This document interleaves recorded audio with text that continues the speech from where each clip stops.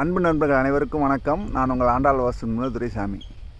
ஏற்கனவே ஒரு வீடியோவில் சொல்லியிருந்தேன், நெல்லி மரம் வந்து வீட்டில் வைக்கக்கூடாதுன்னு. இதை பார்த்தீங்கன்னா நெல்லி மரம் பார்த்திங்கன்னா அவ்வளோ பிடிக்கும் மரம்,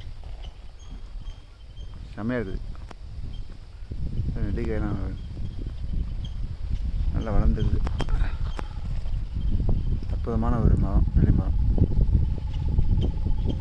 மகாலட்சுமியோடைய அம்சம் நிறைந்த ஒரு மரம்.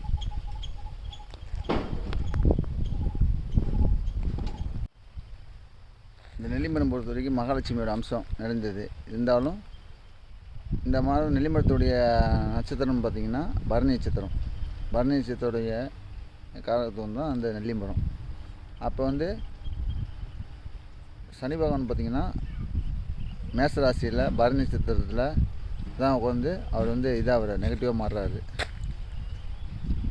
ஸோ அந்த மாதிரி மரம் நம்ம நெல்லிமரத்தை வைக்கிறதுனால நம்ம வீட்டுக்கு என்ன ஆகுனா, நம்முடைய ஆண்களுடைய தொழில் முடக்கப்படும்.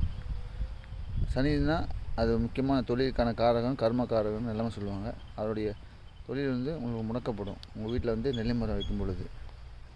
இல்லை சில பேர் வைக்கலாம் அப்படின்னு சொல்லி நிறைய திட்டிருக்காங்க. பட் இருந்தாலும் நீங்கள் வந்து வைத்திருந்தாலும் நல்லா இருந்தால் அது நல்லது, ஓகே. இல்லை தப்பாக நடக்குதுன்னா அந்த மரத்தை எடுத்துருங்க, அதுதான் சிறப்புங்க. நன்றி, வணக்கம், வாழ்க வளமுடன்.